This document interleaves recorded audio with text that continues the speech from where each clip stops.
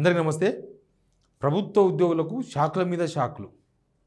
అసలు వాళ్ళేమో కొత్త ప్రభుత్వం వచ్చింది, మాకేమేమో వస్తాయి, పాత ప్రభుత్వం పెండింగ్లో పెట్టినాయని క్లియర్ అయిపోతాయి, ఇంకా మాకంతా కొత్తగా ఉంటుంది, కనీసం ఒక 4-5 ఏళ్ళు, కనీసం ఒక 4 ఏళ్ళు మినిమం 4 ఏళ్ళ వరకు మనకి ఏమి ఇబ్బందులు ఉండవు, ఇక మన పిఆర్సీలు మన డిఏలు అన్నీ వచ్చేస్తాయని అనుకున్నారు వాళ్ళు.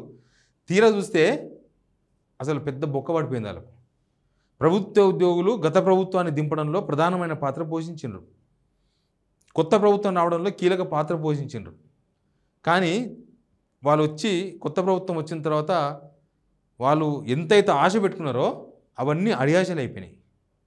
ఇప్పటికి 5 డిఏలు బాకీ ఉన్నాయి. ఒక డిఏ ఇచ్చారు ఆ మధ్యకాలంలో మీటింగ్ పెట్టి. ఇవన్నీ ఇక అవుతావేమో, ఇక ఇప్పుడు బడ్జెట్ వస్తే అవుతుందేమో, లేకపోతే అంతకుముందు రేవంత్ రెడ్డి గారు మీటింగ్ పెట్టినప్పుడు, ఈ కమాండ్ కంట్రోల్ మీటింగ్ పెట్టినప్పుడు మాట అన్నారంట వాళ్ళకి, దసరా పండుగ తర్వాత అంటే మొన్న దసరా అప్పుడు, దసరా తర్వాత మీకు ఈ డబ్బులతో సంబంధం లేని ప్రమోషన్లు లేకపోతే ట్రాన్స్ఫర్లు లేకపోతే మిగతా ఉన్నాయి అవన్నీ చేసి పెడతా, ఏప్రిల్ తర్వాత ఖచ్చితంగా మీకు ఈ ఫైనాన్స్తో సంబంధం ఉన్నాయి అంటే పిఆర్సీ డిఏలు వాళ్ళ జీపీఎఫ్లు తర్వాత రిటైర్మెంట్ అయిన వాళ్ళకి వాళ్ళ బెనిఫిట్స్ ఇటు వాళ్ళకి సంబంధించి ఏమేమి ఉన్నావో అవన్నీ పరిష్కరిస్తా అని చెప్పారంట. ఇంకా మార్చి వచ్చింది కదా, ఇంకా ఏప్రిల్ 1 అయిపోతే ఇంత బడ్జెట్ అసెంబ్లీ సమావేశాలు ఉన్నాయి, అవి కూడా అయిపోతే ఇంకా మాకు పీడే కూడా అవుతుంది, మాకు గతంలో రేవంత్ రెడ్డి గారు చెప్పినట్టు ఇంకా మాకు వచ్చేస్తాయని అనుకున్నారు. తీరా చూస్తే రేవంత్ రెడ్డి గారు ఒక బాంబు వేల్చారు. ఆయన కావాలనే మాట్లాడాడు. ప్రభుత్వ ఉద్యోగులకు ఏం చెప్పదలుచుకున్నాడో చాలా క్లియర్గా చెప్పిండు. ఆ మాట విన్న తర్వాత ప్రభుత్వ ఉద్యోగులకు విషయం అర్థమైంది, ఇది ఈ ఏప్రిల్ కాదు, వచ్చే నెల ఏప్రిల్ కాదు, ఏ ఏప్రిల్లో కూడా కాదు అని. ఒకసారి రేవంత్ రెడ్డి గారు ఏమన్నారో ఒకసారి వినండి. మా ప్రభుత్వ ఉద్యోగ మిత్రులకు నేను విజ్ఞప్తి చేస్తున్నా, పైసా పైసా లెక్క మొత్తం మీకు అప్పచెప్తా, ఏది ఎట్లా వంచాలనో మీరే చెప్పుర్రి. ఇక నా దగ్గర ఏం లేదు, అనా పైసా నా అన్ని జేబులలో తీసి మీ ముందర పెడతా, టేబుల్ మీద పెడతా, ఒక్క పైసా కూడా నా జేబులో పెట్టుకొని నా నెల జీతం కూడా మీకే ఇస్తా, ఎట్లా వంచుదామో చెప్పుర్రి. అర్థమైందా? ఇంకా నేను ఏం చెప్పాలి, లెక్క నా జేబులో మొత్తం పైసలు తీసి ఆడ పెడతా, ఇంకా మీరే లెక్క చెప్పుకొని మీరే వంచుకోండి అంటే కథ ఎక్కడి దాకా వచ్చిందంటే ఇవి రావు అని అర్థం దానికి. ఇప్పుడు డిఏలు తర్వాత పిఆర్సీలు లేకపోతే మిగతాయి ఏవి కూడా ఇప్పుడు ఇవ్వలేము, ఇప్పుడు రావు, ఏప్రిల్ తర్వాత ఇస్తాన్న ముఖ్యమంత్రి గారు కరెక్ట్గా మార్చిలోనే స్టార్ట్ చేసిండు. మళ్ళీ ఏప్రిల్ దాకపోతే వాళ్ళు ఫోర్స్ పెడతారేమని చెప్పేసి ముందే నిప్పుల మీద నీళ్లు చల్లేసిండు, మీకు రావు అని. వాళ్ళకి ఇప్పటికి 5 డిఏలు ఉన్నాయి, 6 నెలలకు ఒకసారి డిఏ వస్తుంది. సెంట్రల్ గవర్నమెంట్ డిఏ పర్ఫెక్ట్గా 6 మంత్స్కి ఒకసారి అమలు అవుతుంది. ఎప్పుడైనా ఒకసారి పెండింగ్ ఉంటే మళ్ళీ వెంబడి వచ్చేస్తుంది కేంద్ర ప్రభుత్వ ఉద్యోగులకు. అలా ప్రభుత్వ ఉద్యోగుల ఈ ప్రాథమిక హక్కు, ఈ డిఏలైనా లేకపోతే పిఆర్సీలు ఇవన్నీ కూడా ప్రాథమిక హక్కు. వాళ్ళు గవర్నమెంట్లు నడవాలంటే అవసరం. గవర్నమెంట్ ఉద్యోగులే ఈ సంక్షేమ పథకాలను జనాలకు చేర్చడం కానీ ఒక వ్యవస్థ నడవనికి, ఇంత పెద్ద వ్యవస్థ నడవనికి కారణం ఎవరంటే ప్రభుత్వ ఉద్యోగులే. కానీ ఇప్పుడు ఆ ప్రభుత్వ ఉద్యోగులకు ఇచ్చిన మాట కూడా నిలబెట్టుకునే పరిస్థితుల్లో గవర్నమెంట్ లేదు. రేవంత్ రెడ్డి గారు చెప్పిన తర్వాత అదే అర్థమైంది కదా. పోయిన సంవత్సరం జూలై 31కి అయిపోయింది. జూలై 31కి పిఆర్సీ అయిపోయింది. కేసీఆర్ వచ్చిన తర్వాత ఐఆర్ ఇచ్చిండు 5%.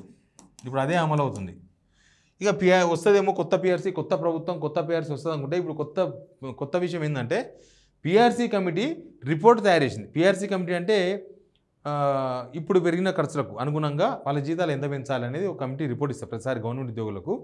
వాళ్ళకు పెరిగిన అన్ని నిత్యావసర సరుకుల ధరలు కావచ్చు, లేకపోతే కిరాయిన్లు కావచ్చు, లేకపోతే ఈఎంఐస్ కావచ్చు, మొత్తం సమాజంలో ఓ మనిషి బతకడానికి ఎంత కావాలి, ఎంత ఖర్చు అవుతుంది, అది ఎంత పెరిగింది అనేది ప్రామాణికంగా లెక్క చేసుకొని పిఆర్సీ పెంచుతారు. దానికోసమని ఒక కమిటీ ఉంటుంది. ఆ కమిటీ రిపోర్ట్ తయారు చేసింది. ఆ రిపోర్ట్ తీసుకోవడానికి ప్రభుత్వం ముందుకు వస్తలేదు. తీసుకుంటే మళ్ళీ పిఆర్సీ గురించి డిమాండ్ చేస్తారు ప్రభుత్వ ఉద్యోగులు. ఆ పిఆర్సీ రిపోర్ట్ తీసుకున్నారు, ఏమైంది అని అడుగుతారు. పిఆర్సీ అడుగుతారు కాబట్టి ప్రభుత్వ ఉద్యోగుల ముందే అసలు పిఆర్సీ రిపోర్టే తీసుకోకుండా ప్రభుత్వం దాన్ని తొక్కిపడేసింది. ఈ ప్రజాపాలన అంటే ఇదొక భాగం. ఇందాక చెప్పిన కదా 5 డిఏలు వేరే వేరే స్టేట్లలో ఎక్కడ లేవంట. 5 డిఏలు రాష్ట్ర ప్రభుత్వ ఉద్యోగులకు బాకీ ఉన్నది కేవలం తెలంగాణలోనే. పక్కపక్క రాష్ట్రాలు అక్కడ ఇక్కడ 2-3 డిఏలు ఉన్నాయంట. మరి మన దగ్గర మాత్రమే 5 పెండింగ్ ఉన్నాయి. మరి ప్రభుత్వ ఉద్యోగులు అయితే వాళ్ళు చాలామంది రిటైర్మెంట్ ఉద్యోగులు కోర్టుకు పోతున్నారు. ఇది ఒక విచిత్రమే.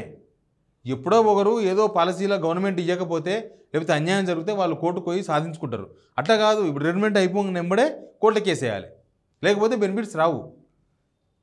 ప్రభుత్వ ఉద్యోగులు కొత్త డ్యూటీ ఎక్కడం అనమాట. రిటైర్మెంట్ అయిపోయిన తర్వాత అడ్వకేట్ని కలిసాలి, అడ్వకేట్ని కలిసి నోట్ తయారు చేసుకొని గవర్నమెంట్ మీద పోవాలి, కోర్టుకు పోవాలి. అప్పటిదాకా ఆయన పనిచేసిన గవర్నమెంట్ పైన ఆయన కోర్టుకు పోవాలి, పోతే అప్పుడు ఇస్తారు.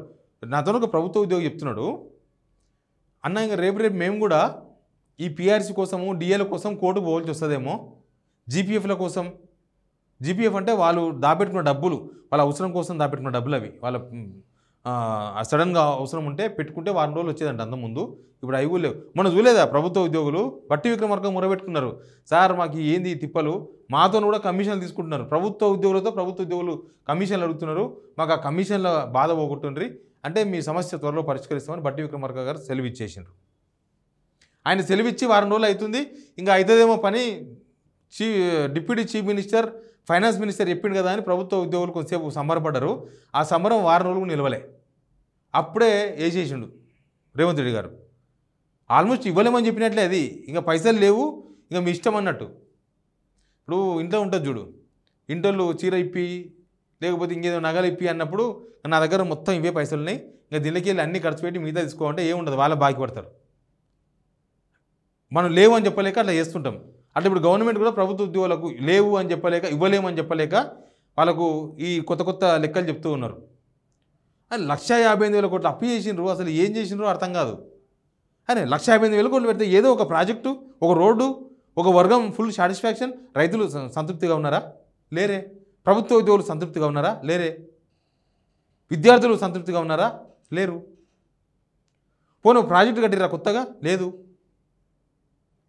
ఏమి లేదు, ఆస్తి లేదు, సంపాదించిన ఎట్లుందంటే దమ్మిడి వచ్చే దమ్మిడి బాయే అన్నట్టే. అసలు ఆ 1,58,000 కోట్లు దేని ఖర్చు పెట్టినా కూడా తెలియదు. దానిలో కూడా 2 అబద్ధాలు ఆడినరు. పాత గవర్నమెంట్ చేసిన అప్పులు, వీళ్ళు కట్టేది 2,000 కోట్లు, మేము 6,000 కోట్లు కడుతున్నామని డాంబికాలు చెప్తారు. ఈ ప్రభుత్వ ఉద్యోగుల విషయంలో కూడా 6,500 కోట్లు వీళ్ళకే సరిపోతున్నాయని రేవంత్ రెడ్డి గారు చెప్పారు మొన్న అదే మీటింగ్లో. 6,500 కోట్లు. అసలు నేను ఒక ప్రభుత్వ ఉద్యోగి, ఒక సంఘాల లీడర్లతో మాట్లాడినా, ఏంది విషయం అని మాట్లాడితే వాళ్ళు ఏమంటారు, ఎంప్లాయీస్, తర్వాత రిటైర్డ్ ఎంప్లాయీస్ పెన్షన్స్, తర్వాత అవుట్సోర్సింగ్, అందరిది కలిపి 3,500 కోట్లు అయిందంట. హైయెస్ట్ ఇది, ఇంకా ఇంతకు మించి కాదంట. మొత్తం ఎంత లూజ్గా చేతులు దులిపేస్తే 3,500 కోట్ల కన్నా ఎక్కువ కావంట. కానీ వాళ్ళకి 6,500 కోట్లు ఇస్తామని చెప్తున్నారు. జనాలను మోసం చేస్తున్నారు.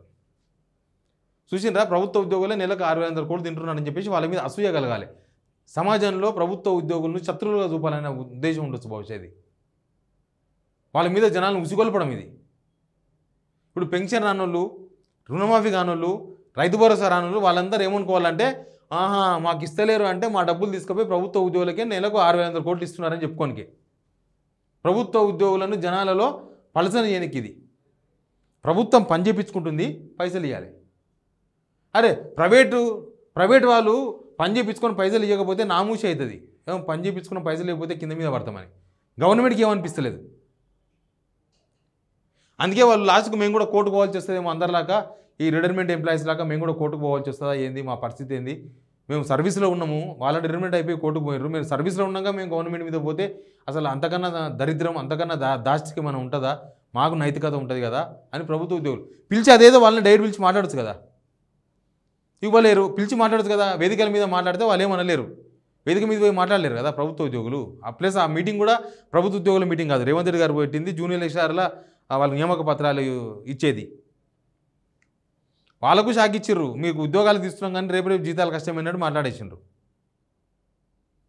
ఇప్పుడు 1వ తారీఖు జీతం వస్తుందని సంతోషపడాలనా, రేపు వస్తుందో రాదని భయపడాలనా, లేకపోతే పిఆర్సీ లేవు, డిఎల్ లేవు, ఇంతే ఇట్లే మన బతికింతే అని సర్వీస్ చేయాలనా?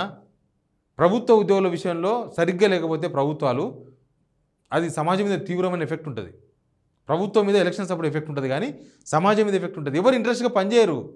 ఏదో సమస్య మీద పోతే ఆయన కష్టరిస్తాడు. ప్రభుత్వ ఉద్యోగుల్లో జీతాలు తీసుకొని లంచాలు తీసుకుని ఉంటారు, కానీ అందరూ అట్లాంటి వాళ్ళే ఉండరు కదా. కొందరు అట్లుంటారు, కొందరు ఇట్లుంటారు, కొందరు ఉద్యోగం మీద ఆధారపడి బతుకుతూ ఉంటారు. కొన్ని టీచర్కి ఎక్కడికి వెళ్ళి వస్తాయి పైసలు? ప్రభుత్వ ఉద్యోగం టీచరు ఆయనకి ఏమన్నా కమిషన్లు వస్తాయా? రావు. జీతం ఇస్తే వస్తుంది, వీళ్ళు జీతం పెంచితే వస్తాయి, వీళ్ళు డిఎల్ ఇస్తే వస్తాయి, వీళ్ళు పిఆర్సీ పెంచితే జీతం పెరుగుతుంది. అన్ని డిపార్ట్మెంట్ ఉండదు కదా. ఇప్పుడు రెవెన్యూ, పోలీసు అవి వేరుంటాయి కొంచెం, దానిలో ఉంటుంది వ్యవహారం. దానిలో కూడా అందరూ ఏం చేయరు, కొంతమంది చేస్తారు, కొంతమంది మంచిగానే ఉంటారు, సర్వీస్ ఓరియంటెడ్. ఎనీవే, ప్రభుత్వ ఉద్యోగులకు మొన్ననే అల్టిమేటం కూడా ఇచ్చిర్రు, ఏదో మార్చి వరకు అని ప్రభుత్వ ఉద్యోగులు అల్టిమేటం ఇచ్చిర్రు గవర్నమెంట్కి. మేము మార్చి 28th సంథింగ్ డేట్ పెట్టిర్రు.